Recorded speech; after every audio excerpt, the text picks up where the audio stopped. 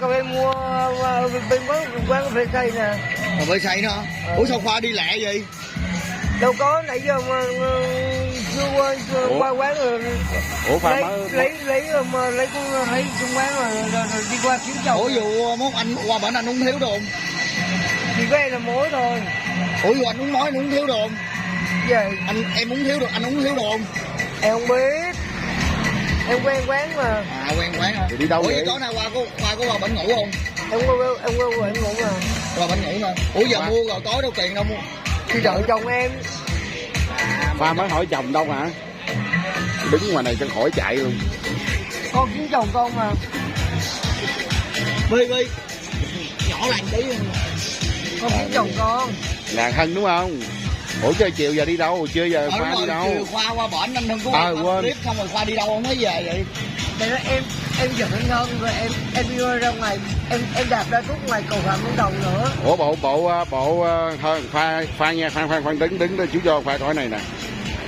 Đâu rồi ta? Nữa. Ra cầu Phạm Văn Đồng á. Bộ Khoa mới chết đi sống lại hả? Hân có quay cái clip gì mà thấy để bàn thờ ly hương gì thế ghê? Đúng rồi, thấy để bàn thờ đúng không? Anh cũng thấy á. Mấy anh chị Việt kiều bên đó làm á. Ủa cái clip Trời ơi, Khoa đừng có nói bậy nha, ai làm thì Khoa nói chứ Khoa đừng có quay qua Khoa nói. Dạ đó. Nè. Đâu. Nè, hỏi thấy chưa?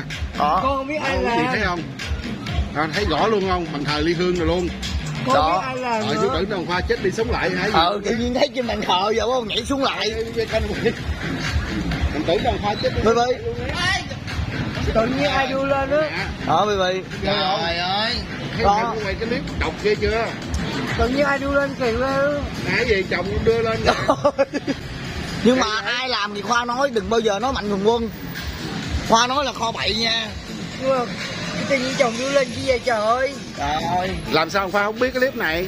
Con không biết thì con bán hết điện thoại rồi. Ủa sao bán điện thoại nữa rồi?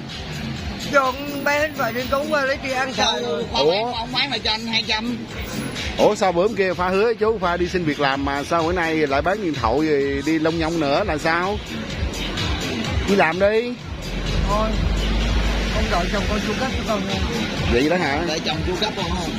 Mà dạo này chồng bỏ bơi Khoa quá là sao? Giờ chồng đâu rồi chú? Vậy cũng chúc mừng nha, có chồng lo lắng vậy thì cũng mừng cho Khoa nhiều nha. Chồng này kiển đi rồi cho lên bàn thờ. Hồi nãy Có hồn khi chồng để cái hình như vậy không? là có chân hững không? Em không biết, em có biết gì đâu mà. Nhưng mà bây giờ tụi anh nói, anh với anh cả nói cho Khoa nghe, Khoa có hết hồn bàng hoàng khi thấy hình của mình bàng hoàng luôn á. Rồi nãy thờ luôn á. nãy chú nhìn chú giật mình luôn á, chú tưởng đâu Tưởng Khoa đi thiệt. tưởng đâu Khoa đi chầu trời rồi đó chứ. Gần đất xa. Anh chưa xem clip nhưng mà anh cả mới nói anh mới biết á. Chồng đưa lên kỳ quá giờ. Thấy tưởng là Khoa gần đất xa trời rồi, chú hết hồn luôn á. Chú nói ủa sao kỳ ta mới thấy Khoa tối qua mà sao giờ lại lên đi hương ngồi rồi. Con nói là con chết đó. Trời chồng ơi. đưa lên vậy đó. Rồi tấm hình này ai làm ra mà cho Hưng nó đăng vậy? Con không biết nữa. Cái nào Khoa tự kêu chồng Khoa làm không? Không luôn. Không luôn hả? Ủa mà sao tự nhiên nãy giờ thấy vậy mà thấy cái cử chỉ Khoa vui quá vậy? Mới hết hồn á. Hết hồn. Ngạc nhiên đúng không? Con bán thoại giờ không xài điện thoại nữa. Rồi giờ không xài điện thoại vô tối đó. Khoa muốn liên lạc với anh hai với chồng sao liên lạc? Rồi sao liên lạc? Đành chịu thôi. Ai muốn đi qua quán cà phê? Cho địa chỉ đi. Ủa? Quán có bia xây đó. Ủa cái iPhone 14 có hổng đâu? Khoa mà qua bển nó Khoa cho địa chỉ rồi, ví dụ có người Khoa quýnh Khoa là anh không biết nha. Khoa cho địa chỉ. Chú nói nghe nè. Con Sửa. em không cho chị đâu. Có nhiều người ham đánh Khoa lắm rồi đó, Khoa sửa tính tình lại đi. Đúng rồi. Sửa tính tình lại đi. Chú, cây ngay không sợ chết đứng, con sợ gì đâu. Ai đánh con không nó có cây của Khoa nó bị héo luôn con rồi. nói luôn. Bây giờ ai đánh con cũng không hận thù người ta, không oán thù ai hết. Nói chung Khoa rất tốt nha, nhưng mọi người xem rất tiếc. ai muốn đánh tại mình. vì đó, mọi người xem clip ta hiểu. Ai mà muốn đánh mình càng cảm ơn người ta, mình giải thoát. Giống như hôm qua Khoa Toàn cầm máy đánh Khoa chút xíu đâu. Để chú đánh Khoa chút xíu rồi. Nha, chú đánh Khoa cảm ơn chú nha. Con đâu có sao đâu. Con rất là muốn chú đánh con. Nói chơi sao tự nhiên sao đi bán điện thoại vậy? Con có dạ. Sao bán điện thoại vậy? Tại vì con kẹt tiền cũng Ủa mà sao Khoa không sợ người ta quýnh mà Khoa lại sợ công an? Ừ đúng rồi, quên nữa. Anh thấy nhặt chỗ đó mỗi tự lần nhiên nói nhau cái quá. qua chạy. Không phải tại vì em nói anh nghe. Tại vì nhiều người trên mạng cũng nói á, người ta cũng muốn biết lý do Khoa tại sao Khoa sợ. Tại vì á em bỏ nhà em đi, với lại là em không muốn, tại vì bên công an phường em á, tụi nó hỏi em mấy năm nay là tại em đi đâu mà không có ở nhà. Mà có cắn kẹo cắn gì không mà Dạ sao không, nghe công không. an rồi chả sợ. Ý nói là con có sợ nó kiểu dầu khẩu thôi, tại vì Ủa có đâu, có gì anh bảo lãnh cho giờ Khoa đi lên phường anh một lần thử đi đâu. không Một lần thôi. không Không luôn hả? Nói hỏi sợ. Tại vì á Khoa làm Khoa không sợ đi mất cái gì anh bảo lãnh Khoa. Còn Khoa sợ, Khoa mà có dính gì vô pháp luật thì Khoa anh không bảo lãnh được. Thôi bây giờ em buồn lắm, được muốn cầm bữa nay bán cái điện thoại được nhiêu tiền? 200 à. Gì bán 200.000 ngày điện thoại? Dạ, bán là cũ rồi mà. Bữa mua nhiêu?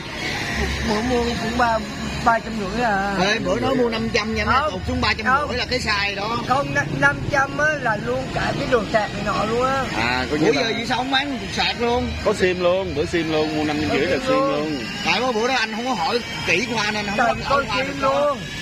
Có Thì sim bữa nay luôn. bán 350 là bán luôn sạc với sim luôn không? 200, bữa nay bán 200. Ý là nó bữa nay bán Bên đây nó mua là trời người ta nó mua nó bán. mua điện thoại không? Còn dây sạc nó không lấy đúng không? Ngộ ha, mới nghe lần đầu ha. Mua điện thoại mà dây sạc Trời lấy. trời cái tao trời đi củi nè. Nó bán giờ dưới đất quá trời luôn này. Rồi bây giờ chờ Mạnh Thường Quân cho tiền mua cái mới hay sao? Không có đâu chờ mình mua đâu chứ đừng nói bậy bạ nha, tao chửi luôn á. Chú đừng nói bậy bạ vậy mà hả? chú Nhiều khi con nghĩ là chú đang nói Không, đúng á. không có gì đâu Đúng đúng. không? Trong lòng con nghĩ chú đó đúng không? Anh Hân đang nói anh Hân nói bậy bạ mà chúng lùm la đó. Anh Hân đó. Anh Hân kêu tôi đi gặp anh đi. Nhưng mà hồi nãy chú anh bảo nói chú nghe dì Sơn kể là chưa Khoa qua xin tiền Hân, Khoa giếng Hân quá Hân trốn rồi. Con không xin tiền Hân đâu. Ý Khoa nó nói trời ơi, con mới mua nhang đèn hồi chưa cho nó đây rồi bây giờ qua xin tiền con nữa. Rồi Sơn mới nói vậy giờ đó. cho lên bàn thờ. Đưa lên bàn thờ luôn.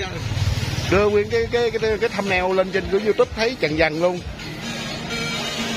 Ông muốn làm vậy giết con rồi.